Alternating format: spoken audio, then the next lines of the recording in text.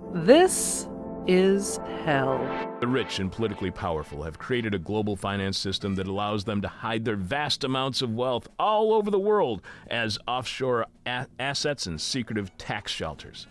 Who knows? Maybe you already knew that from other revelations made by the International Consortium of Investigative Journalists over the past few years, including the Panama Papers, the Paradise Papers, and the FinCEN files that revealed the major global banks are involved in money laundering of illicit profits. Who knows? You maybe already understood or already took for granted what the Pandora Papers reveal. But what is being revealed in the latest, biggest document reveal yet, the Panama Papers, is it turns out populists around the world campaigning against tax havens were actually using tax havens themselves. And when it comes to shutting down these tax havens, you'll never guess where they pop back up again.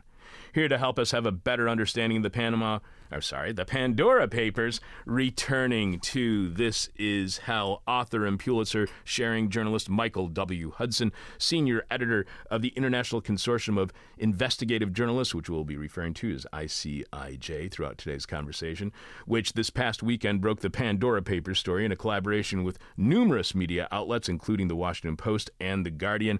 Welcome back to This Is Hell, Mike. Hey, Chuck. How are you doing? Good. It's great to hear your voice again, sir. Mike has appeared on This Is Hell several times in the past, going back to the aughts. Most recently, he was on back in May of 2016 to discuss ICIJ's report on the Panama Papers, which you can find at our website, thisishell.com. When you click on, what was it again? Search. You got to just search on the name. And Mike is the author of The Monster, How a Gang of Predatory Lenders and Wall Street Bankers Fleeced America and Spawned a Global Crisis. And we're going to be playing that interview on Patreon at patreon.com/thisishell. We're going to be playing our interview with Mike when we discussed The Monster way back in 2012. And you can follow Mike on Twitter at Michael W. Hudson. So, Mike, why now? All of these revelations, Panama, Paradise, FinCEN, and now Pandora, have occurred in the last 5 years. So why now? Is there some uprising within the legal and financial services industry which facilitate offshore assets, shell companies, and tax havens rising up against the unfairness and inequality of their industries? Why now? That's a good question, Chuck, but probably not one I can answer. I just know that there's definitely a continuing outrage, concern, fear around the world about inequality and about the sense that political and economic elites are playing by a different set of rules. And so here we have, as exposed in the Panama Papers, but now once again in the Pandora Papers, we have this global industry that helps the rich and powerful essentially make their own rules, in many cases substituting the laws for another country, a country that you've never even set foot in, for the laws of your country when it comes to how much you pay in taxes, what you do with your money, and that kind of thing. Do you think there might be any fear at all within the financial services or legal industries that facilitate these kind of tax havens that this could endanger their industries if these revelations continue, and that they're concerned about this? Well, I think there's probably definitely fear. There's lots of concern. And, one of the things we see in the Pandora Papers is, going back a few years, people going crazy within the industry about the Panama Papers and saying, oh my God, let's stop digitizing all our paper records. Let's not do that, because it could be another, we could end up with another Panama Papers like thing. But the other thing that's really interesting that we see in the Pandora Papers is that, when one sort of offshore provider or one offshore jurisdiction comes under pressure because of a leak or because of some government action, some international action, we're going to put you on a blacklist, that kind of thing. The other providers in other jurisdictions use that as a marketing opportunity. So they say, well, Panama Papers, you got to get away from this law firm that's at the heart of the Panama Papers, Mossack Fonseca. We'll take you. Come to us. We're much safer. We won't let your data get taken. Or don't go to Panama. You got to move your offshore company out of Panama. Come to Belize. And oh yeah, come to South Dakota. We can talk more about that later. South Dakota has sort of set itself up as sort of a Caymans on the Great Plains of America. So I think there's fear, there's concern, but it's also, the history of offshore and the fight to rein it in or even end it has been certain jurisdictions, certain providers get in trouble, and then the system evolves, the system morphs, the system takes advantage of that and just continues. And it's a little bit of a whack-a-mole. There are some jurisdictions that have changed their laws under pressure from the big countries around the world. But other jurisdictions pop up, or other existing jurisdictions just sort of, expand their market share when one goes down. So will they always be able to find a place where they can have tax havens, have tax shelters, and keep their money private and secret from their public? That's a good question. I don't know about always. It's, to change this is going to be a long fight. There's a quote. I think it was from like a former, Chicago political wise person who said, a mere spasms of reform didn't do anybody any good. Never did anyone any good, right? So it takes, whenever there's a scandal, whenever, there's a leak, whenever there's a big investigation, something gets revealed about offshore, there's lots of hand-wringing and there's lots of promises made, and there are some reforms. Laws are changed, but the truth is that it's going to take really, it's a global system. It's well entrenched. It's powerful. It has powerful allies. Many, as we show in the Pandora Papers, there's lots of politicians who are using the system. The very people who could bring an end to the offshore system and are instead benefiting from it, stashing assets and covert companies and trust, while their governments do little to slow this global stream of illicit money that really enriches criminals and it impoverishes nations. So this story, just real quick, I'm sorry, go ahead. No, I'm just going to say, so it's going to take dramatic action, and it's going to take, people have to be, if you really want change, you have to be in it for the long haul. You can't just announce some changes and say everything's better now. You got to, you really got to dig deep, and you got to stay with it. So is that to say that it's beyond reform? I don't think it is. I mean, and there's certain things. I mean, one of the most interesting things is that, the United States has a really distinctive position in the global financial system. The U.S. dollar is essentially the de facto currency of the world. It's easier to do transactions around the world in U.S. dollars, and actually for money launderers, they love the U.S. dollar, because if you can change a local currency or your country's one country's currency into dollars, that's actually part of the money laundering process. The money is a bit cleaner if it's now in dollars and can move around the world. But what's interesting is that if you want to move dollars around the world, you can't just send, you can't, do a transaction, move stuff from a bank account in Lebanon to a bank account in Belgium directly. Technically, all those transactions have to go through a New York banking operation of a big global bank. They get a special license from the U.S. Treasury Department. So it has to go through New York, so it would go from Lebanon to New York to Belgium, right? So what that does is and that's the vast majority, because of the U.S. dollar's dominance. That means that the vast majority of international transactions are coming right through New York, and that the biggest banks in the world that have operations there, have eyeballs on that. And we saw with our previous investigation, the FinCEN files, that J.P. Morgan, HSBC, and other banks with big operations and Lower Manhattan, basically. They were turning a blind eye to lots of dirty transactions, lots of really suspect transactions. A shell company in Cyprus moving $100 million to another shell company in Belize, that kind of thing. And so there's really a choke point there. So a lot of the money, not all of it, but a lot of the dirty money, and not everything that's going through New York, of course, is dirty money, but a lot. But if most, my sense is that probably most of the dirty money in the world is going right through these big banks in New York.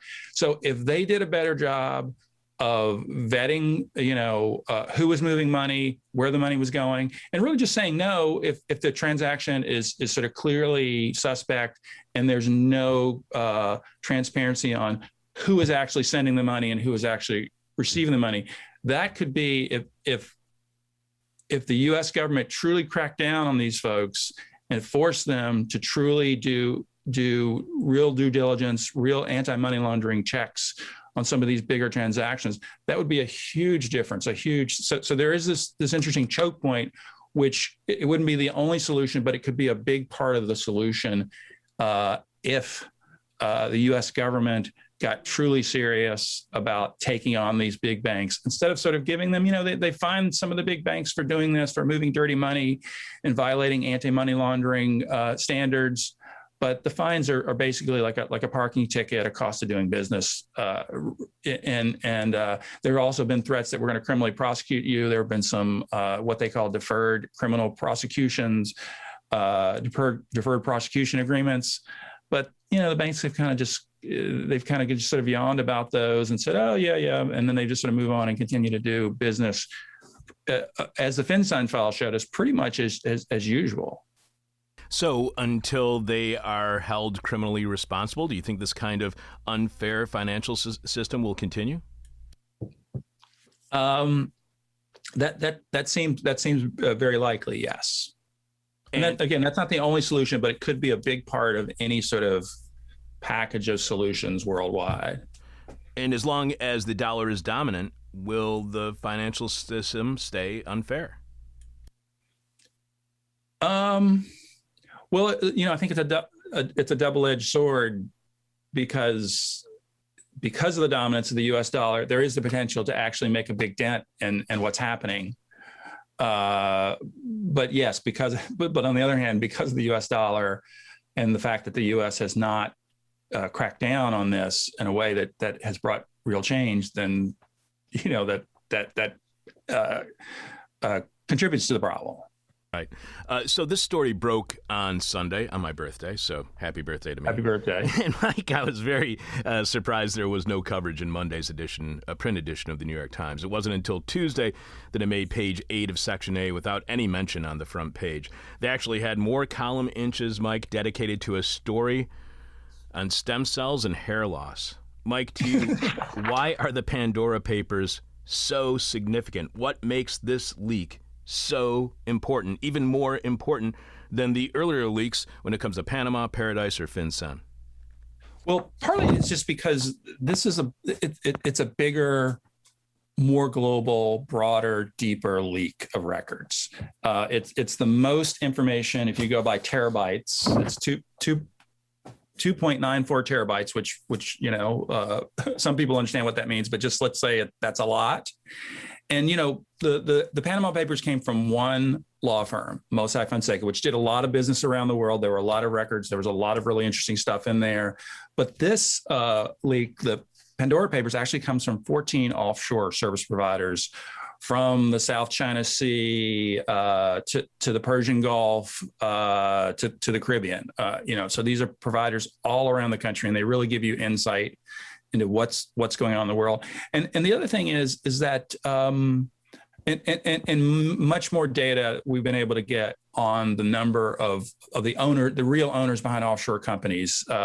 We were able to document at least 29,000 owners of offshore companies around the world through the Pandora Papers, and that's more than twice what we had in the Panama Papers. And then the other thing is there's just many more journalists. The Panama Papers had about 375 journalists involved. The Pandora Papers has more than 600 journalists from 150 news outlets in 117 countries. So when you have that many news organizations, and we're talking about some really big ones like The Guardian and the BBC and the Washington Post as a partner here in the U.S., it's really hard for policymakers to turn a blind eye. So there's already some legislation that we've been told is going to be introduced in Congress on Friday that will address a lot of the issues that we've been raising about transparency and about money laundering and around the world. When we spoke in 2016, the identity of the person who leaked the Panama Papers was still unknown, and thus their motivations were uncertain. Is there a similar case with whoever leaked the documents in the Pandora Papers? Is it an anonymous leaker or leakers with unspecified motivations again? Well, the one thing about the Panama Papers is eventually we did get the motivations of the leaker. Because although the leaker remains anonymous and will always remain anonymous because we protect our sources and our partners protect their sources, the Panama Papers leaker, who was known as John, called himself John Doe, wrote an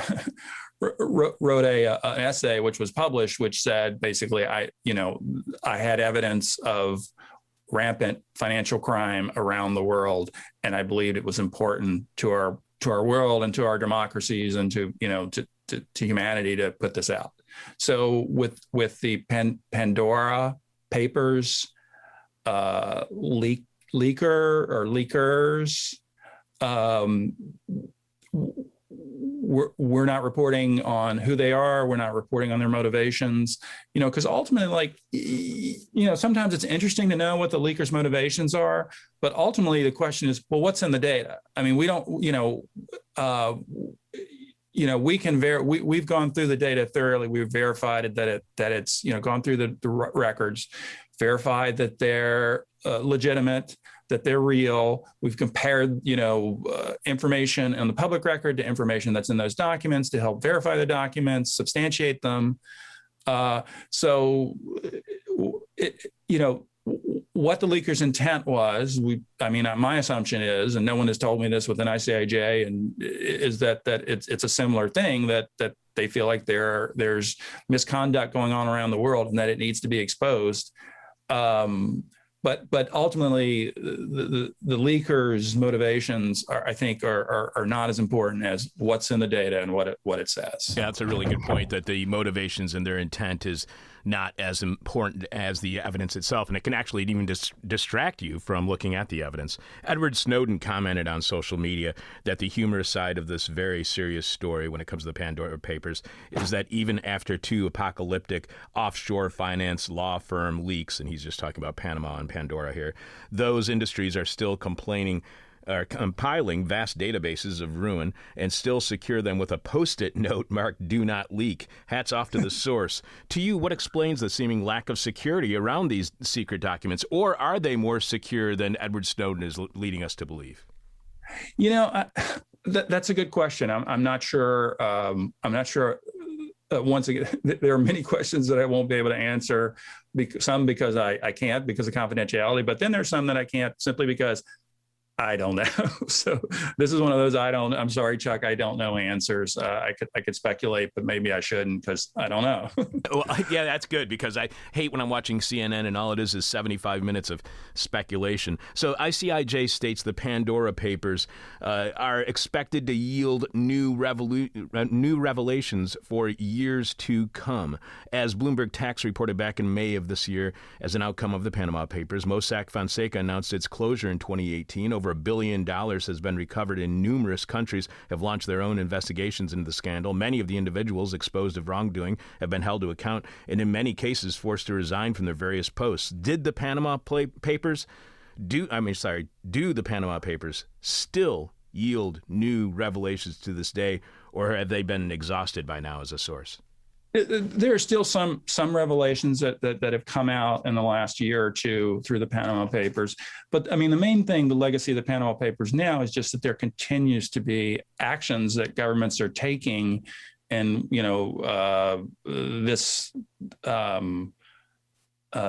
this spring was the 5th anniversary of the Panama Papers. And we did a 5th anniversary story, which just talked about how governments are continuing to, recover tens of millions, hundreds of millions of dollars in unpaid taxes. There's still legal proceedings going on involving a lot of the key players there. And it's, the thing about the Panama Papers, it really has been kept alive in popular culture. It was on, it was like there was a Netflix movie with Meryl Streep, The Laundromat. about based on the Panama Papers. It was on the Panama Papers, was on quiz shows like Jeopardy and Wait, Don't Tell Me. And of course, my favorite legacy of the Panama Papers was some of the cartoons. There was a New Yorker cartoon which showed a businessman looking out the window of his office with his young heir at his side, surveying the smokestacks and office towers of his empires and saying, "Son, someday soon this will all be exposed in the Panama Papers." So, and then my second favorite is there was a Sunday edition of Doonesbury, and it showed a high-ranking official from the fictitious nation of Bazurkistan, learning from Uncle Duke, the Hunter Thompson character, that he'd been exposed in the Panama Papers as having salted away $1.8 billion. And he says, "Oh, so that's where I put it. Get the account numbers. Let's go get it." So there has been that sort of legacy, and it's early on, of course, with the Pandora Papers. We're just 3-4 days in, and we're starting to see stuff. So we've seen more than a dozen countries around the world who have promised, who started investigations, promised investigations, taking action. So you've gotten impact already in India, Spain, Pakistan, Ireland, Mexico, Germany, Bulgaria, Australia, Brazil, Sri Lanka, and Panama. Once again, they've all vowed to take action, and of course, what happens with that action remains to be seen.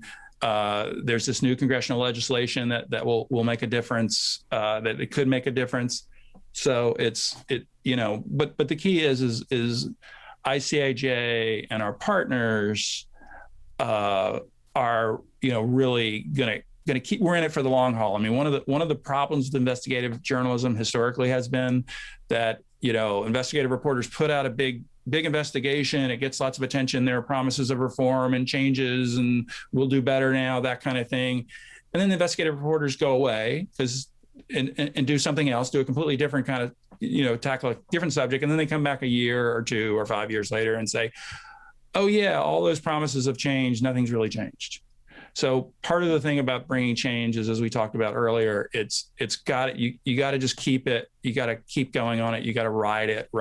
And ICIJ can continue putting out stories. We're going to continue doing follow-up stories. We're going to do accountability stories. What was promised, what happened with this investigation that was announced, all that kind of thing. Where did the legislation go? Does the final rulemaking or legislation, does it really live up to what was promised, or is it just sort of like a window dressing kind of thing? And there's been lots of attention for Pandora Papers. It was on Sunday afternoon. It got up to the number 2 trending topic on Twitter worldwide.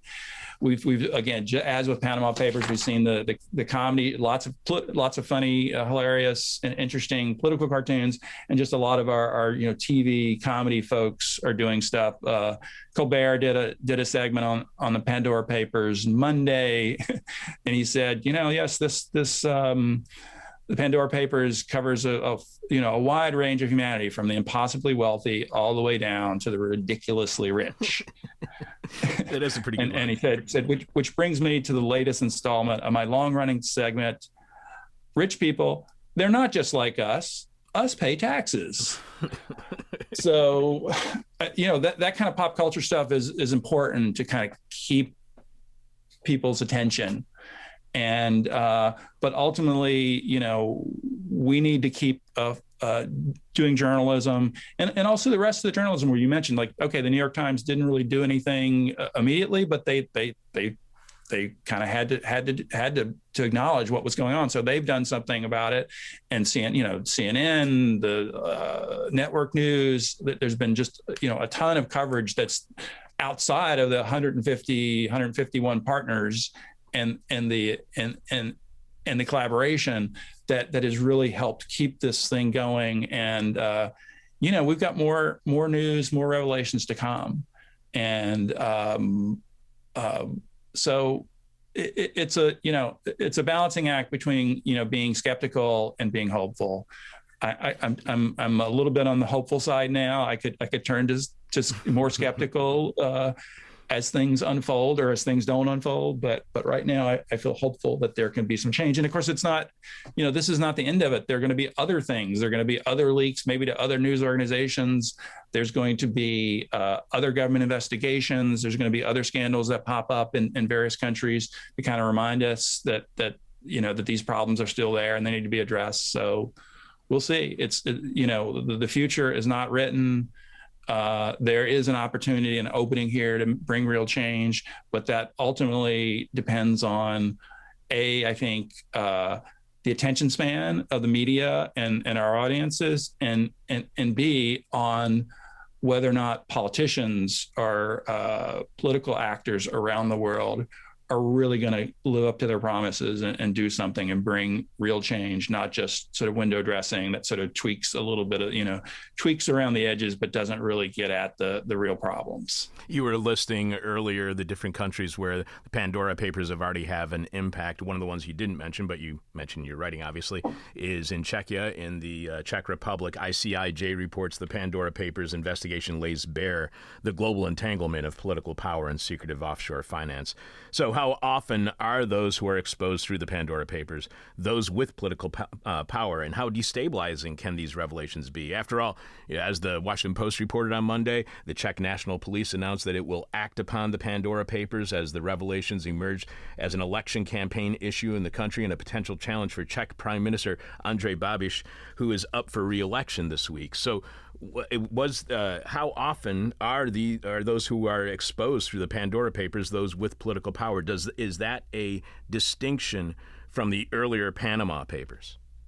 Well, we definitely had some country leaders, big names in the Panama Papers. I think there were a dozen current or former world leaders, prime ministers, presidents, et cetera, in the Panama Papers. But, the Pandora Papers, it's 35 current and former world leaders, including, prime ministers and presidents around the world, including the King of Jordan. And overall, more than 300 in the Pandora Papers, more than 330 current and former politicians and public officials, all of them high level. We're talking about,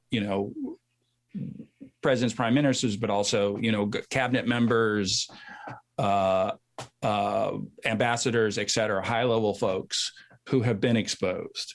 And, we don't know what's going to happen with that, but it's interesting to see. With the Panama Papers, 2 prime ministers lost their jobs. Iceland, one of the reactions to the Panama Papers is people took to the streets. In Iceland, they were throwing bananas and cultured yogurt at the Parliament building. In Pakistan, the folks in the streets were throwing rocks.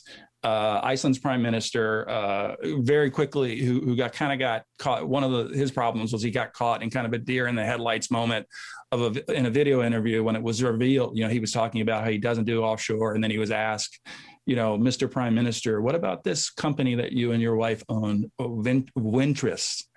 And he, got his eyes got wide, and he eventually, walked out of the interview. And so he resigned, I think, within just 2 or 3 days. And by the way, I think there was an ice in honor of the Panama Papers. There was one of the local ice cream parlors in Iceland had a flavor that they named Wintris after the company. And in Pakistan, it was very interesting that it started an investigation that took more than a year, went on a long time, that eventually led to Pakistan's Supreme Court removing the country's longest serving prime minister. So there were 2 prime ministers who lost their jobs as a result of forced out of office as a result of Panama Papers. We don't know what's going to happen with the Pandora Papers, but we're just going to keep we're going to keep reporting, and I think it's kind of like a stay tuned thing. on the Czech case, ICIJ reports that among the hidden treasures revealed in the documents of the prime ministers is a $22 million chateau in the French Riviera, replete with a cinema and 2 swimming pools, purchased through offshore companies by the Czech Republic's populist prime minister, a billionaire who has railed against the corruption of economic and political elites. Within these Pandora Papers, how often has that been the case, whether it was Panama or Pandora, that populists who claimed they were running against corruption within the political elite were actually using tax havens themselves? Yeah, it's pretty frequent. For instance, Tony Blair, who, when he was running for leadership of the Labor Party in the 90s, getting started, he was railing against offshore, but we were able to show that he and his wife bought a big property in London for $8.8 million, a big Victorian building. And they bought it not directly, but they bought it by buying an offshore company that belonged to the family of Bahrain's industry and tourism minister. And by doing that, they saved $400,000 in property taxes.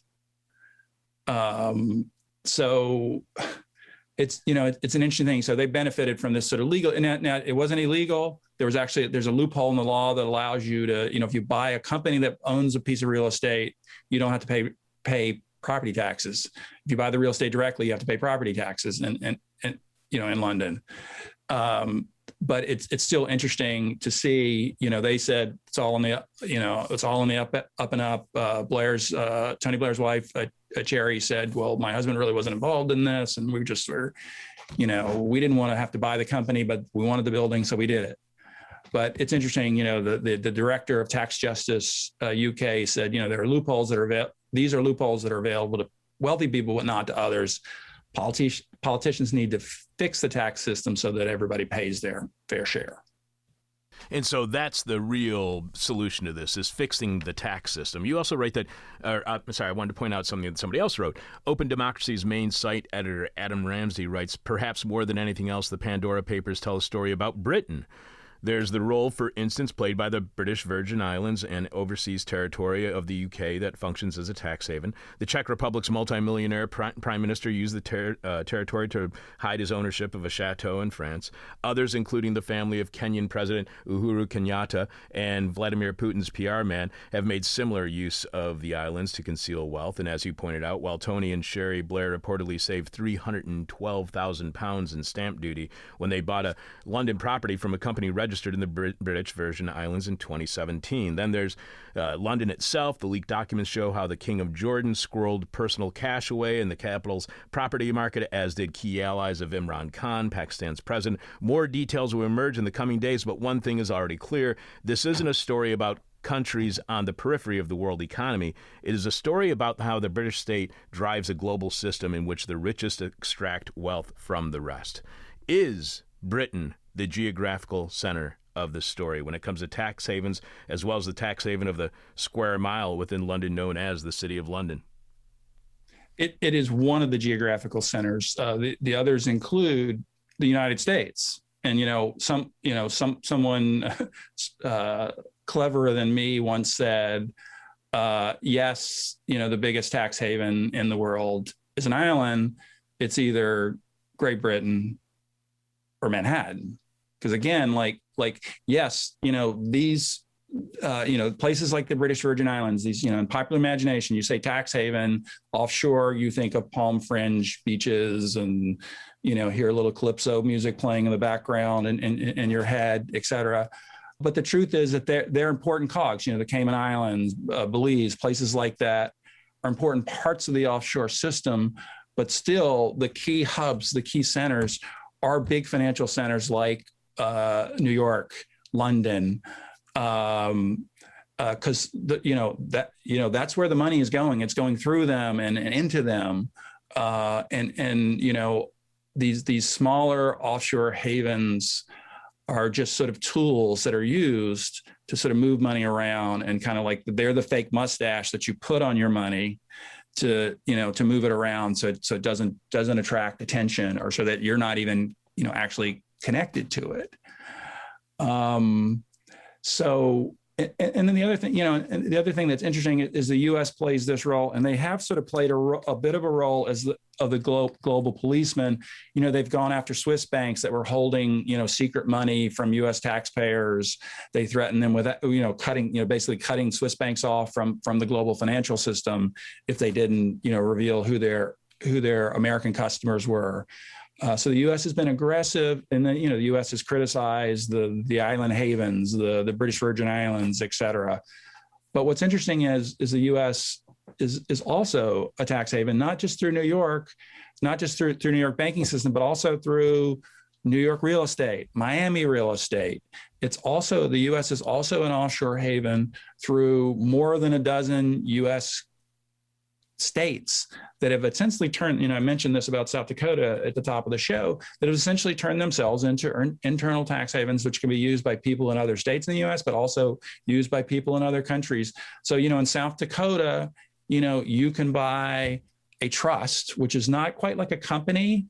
It's a legal arrangement, and that in some cases allows its beneficiaries, and you don't say, it's a way of distancing yourself from your money while still having it.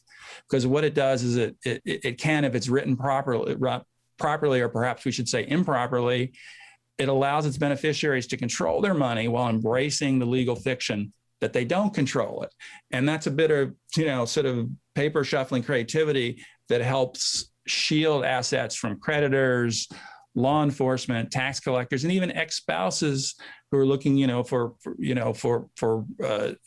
money they're owed, or even children, the representatives of children who are trying to get child support that hasn't been paid. So, and ICIJ reports on South Dakota being a tax haven, more than $13 million tucked in a secrecy-shaded trust in the Great Plains of the United States is held by a scion of one of Guatemala's most powerful families, a dynasty that controls a soap and lipsticks conglomerate that's been accused of harming workers and the planet Earth. So, and it seems like when I'm looking through the Pandora Papers, what little I have been able to so far, is that a lot of times mentioned in the papers are businessmen turned conservative politicians who then say that they are against the political elites, and then they use the exact same tools of the political elites to hide their tax money as well. So, are businessmen turned conservative politicians here in the States creating tax havens, even potentially illegal tax havens, for businessmen turned conservative politicians around the world, especially those from Latin America? That's a good question. I mean, I think it's yes, that has happened to some degree, and perhaps to a large degree. I don't know if we say that that's exclusively who's doing it, but yeah, that is happening. We're seeing a lot of politicians around the world, including some sort of Trump-like sort of populist conservatives who are using this offshore system. So why allow your state to become a tax haven? How does that help the people or the state? Well, it's always about economic development, and that's the pattern that has happened around the world going back decades. And some tax lawyers, accountants, et cetera, basically reach out to the Cook Islands or the British Virgin Islands, or more recently South Dakota, Nevada, and say, you've got trouble in River City, you've got problems, your economies, if you could turn yourself into a financial center, a financial hub, it's going to be great for your economy. It's going to do all this. And what we've looked at most of the time around the world is and I think this is probably true in South Dakota too, is the people who are making money off this are a small professional, sort of lawyers, accountants, money managers who may or may not even be located in the jurisdiction. But it's a lot. It's a lot of, like, you look at like places like the Cook Islands. It's a lot of like expatriate, like Australian attorneys, American attorneys, UK attorneys, and accountants. Who, they're making the money, and the money's not filtering out to average people. And I think there's some fees that the state of South Dakota collect, for instance, but it's not that big, and it's not like the game changer. The only game changer it is really for the people who use the system, use the offshore. It gives them more options, because offshore secrecy, offshore protection is a product that's bought and sold. The more you want, the more you pay for. So having this sort of menu, you can choose so many different ways to sort of hide your money, tuck your money away somewhere, that it's really hard for authorities to track it down. And the other thing is that the offshore operatives, they work together. They don't work in isolation. They partner with other secrecy providers around the globe, and they create these like interlocking layers of companies and trust.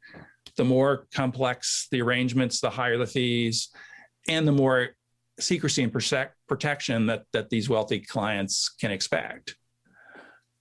ICIJ also reports that in December 2018, the Bahamas enacted legislation requiring companies in certain trusts to declare their real owners to a government registry. The island nation was under pressure from larger countries, including the United States, to do more to block tax dodgers and criminals from the financial system. Some Bahamian politicians opposed the move. They complained the register would discourage Latin American clients from doing business in the Caribbean. One local attorney said the winners of these new double standards are the U.S. states of Delaware, Alaska, and South Dakota. ICIJ adds months later, a confidential document indicated that the family of the Dominican Republic's former Vice President Carlos Morales Troncoso had abandoned the Bahamas as a go-to sanctuary for their wealth.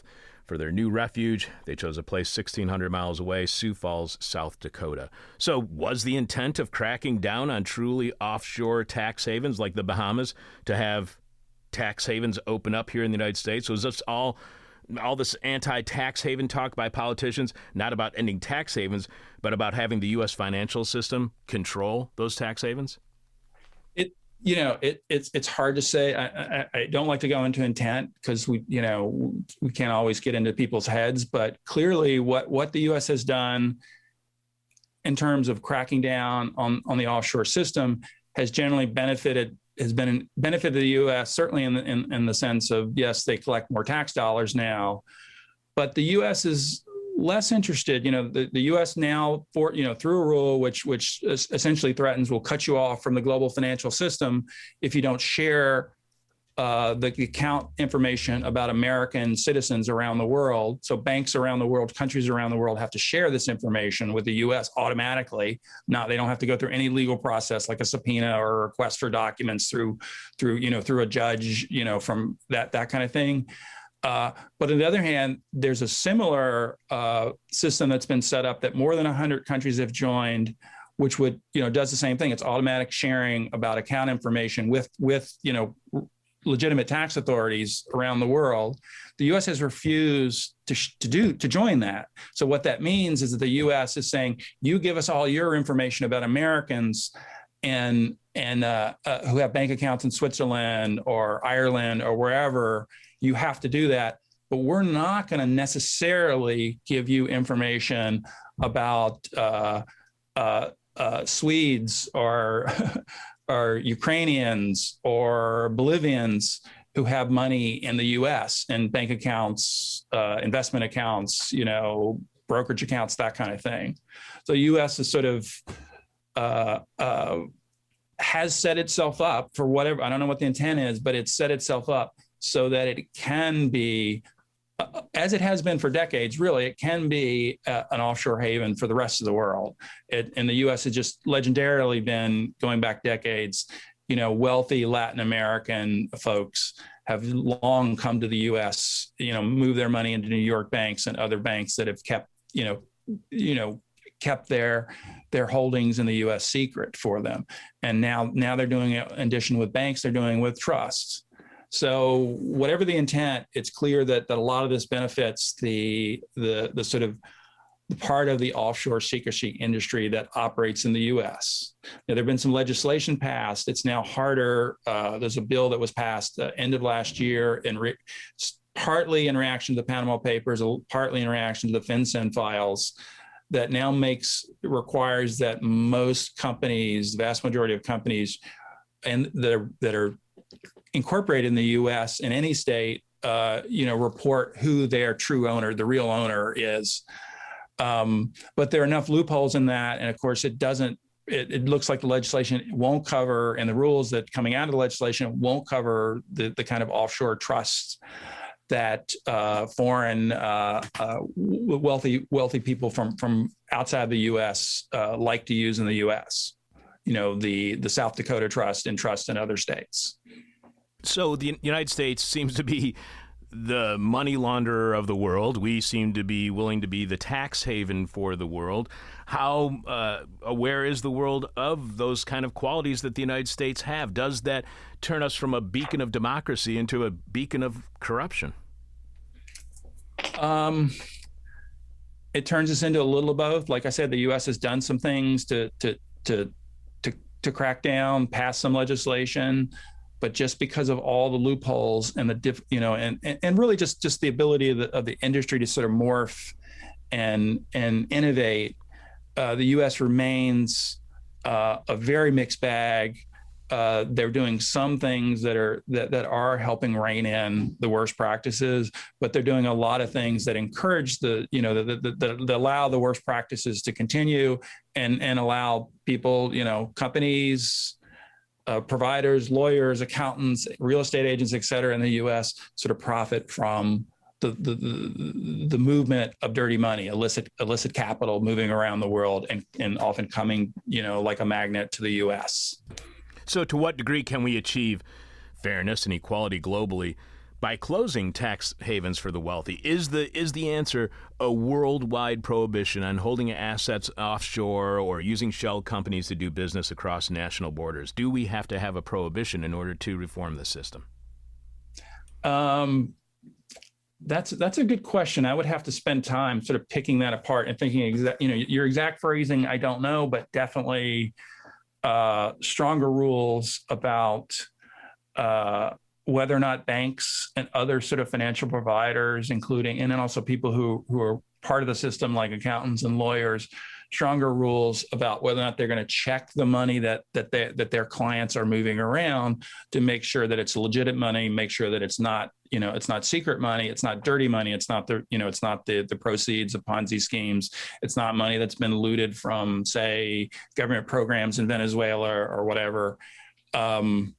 So I mean, the key is one of the keys, and it's a really complex, entrenched global system. So it's not like one silver bullet solution, but definitely there needs to be aggressive changes there, continue to be tough on individual jurisdictions, whether it's a state or a nation or, like a territory, like a British overseas territory that are involved in this, and making it clear that if they don't do their job of making sure there's real transparency about who owns what companies, who controls what money as it moves around, as it goes in and out of banks. If you're not doing that, then we're going to suspend you or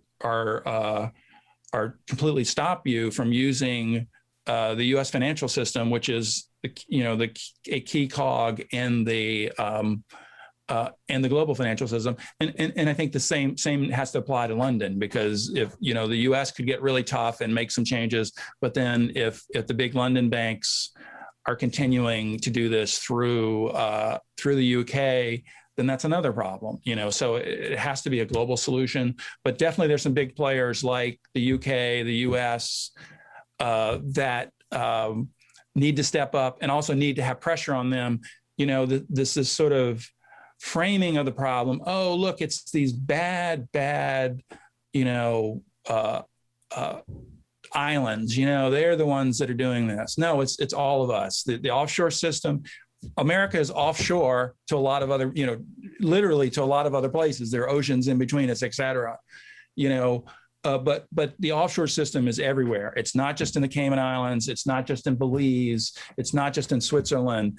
It's the whole world. The whole world is part of this.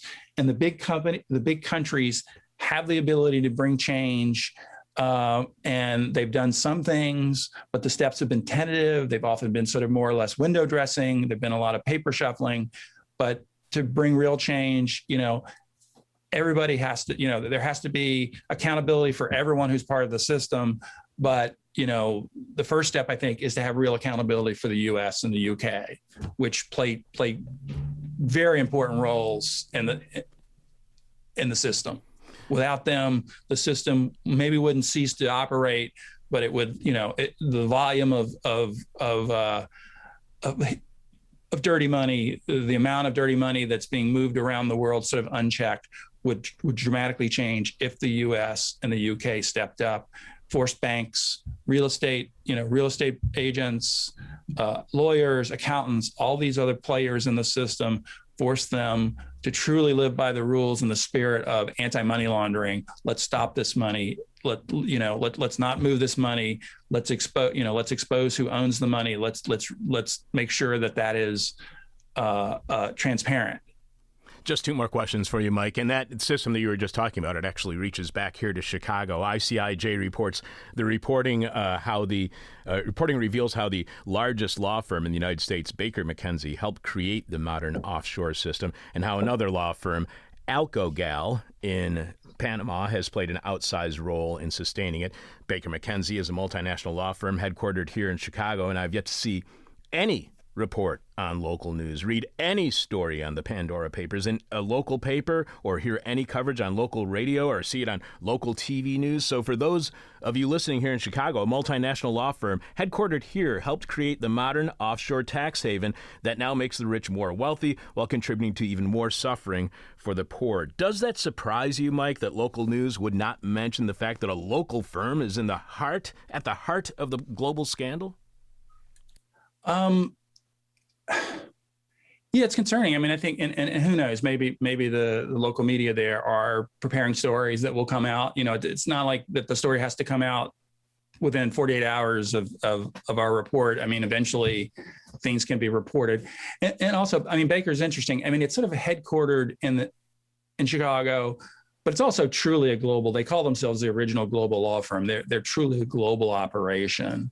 So while I would love to see Chicago media take a look at this, take a look at Baker and its role in the offshore world, I think, the media around the world should think about the big elite firms, whether it's law firms or accounting firms, elite banks, what their role is. And with Baker, we know that Baker and its global affiliates have used their essentially lobbying, legislative drafting know-how to shape financial laws around the world.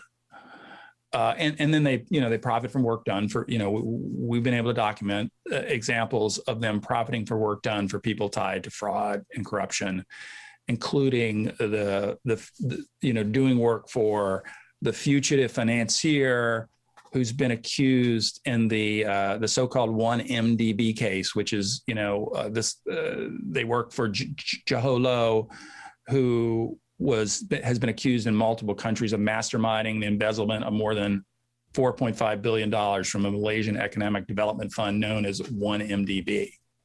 And we know that the records that we've looked at and reviewed and studied it show that Lowe relied on Baker McKenzie and its affiliates to help him and his associates build a web of companies in Malaysia and Hong Kong. And U.S. authorities have alleged that Lowe and his associates used some of those companies to shift, to move money looted from the 1MDB development fund. One last question for you, Mike. We've been speaking with Michael W. Hudson, author and Pulitzer Prize sharing journalist and senior editor at the International Consortium of Investigative Journalists, which this past weekend broke the Panama Papers story in a collaboration with hundreds of media outlets. Mike has appeared on This Is Hell several times in the past, and you can go search on his last name, Hudson, at our website, and you can find our interview that we did with him back in May of 2016 when we discussed the Panama Papers. Mike's the author of The Monster, How a Gang of Predatory Lenders and Wall Street Bankers Fleeced America and Spawned a Global Crisis. You can follow Mike on Twitter at Michael W. Hudson, as we do with all of our guests, and you may or may not remember. Our final question is the question from hell, the question we hate to ask, you might hate to answer. where our audience is going to hate your response. And Mike, I got to tell you that I hate asking this question to you. So here's my question from hell.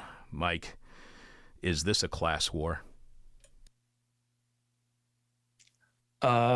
Briefly, I don't know if I'd use the word war, but I'd say you're generally right. It is. This is a class conflict. This is about how the rules for the mega wealthy, how they basically are able to set their own rules with the help of this sort of global industry of bankers and fixers and accountants. And it's about the fact that average folks are paying their taxes and supporting the public good. And there, the evidence from our work and from the work of lots of other folks, investigative reporters and activists show that the mega wealthy, the mega powerful are, they live in a completely different world, and they generally are doing what they want to do, when they want to do it, and how they want to do it, and little has been done to change the system. Mike, I cannot thank you enough for being back on our show. And just, again, I just want to thank you for 15 years of supporting us. I really appreciate everything that you've done for us and appreciate the great work that you're doing at ICIJ. Thank you so much for being back on our show, and we're going to be bugging you for as long as you're around. Same here, Chuck. I really appreciate what you've done for me and giving me an opportunity to talk my talk and help tell people about what we're finding about what's going on in the world. Always great to hear your voice, sir. Take care. Thanks. You've been listening to a This Is Hell interview. For more interview hell and to support the show, visit thisishell.com.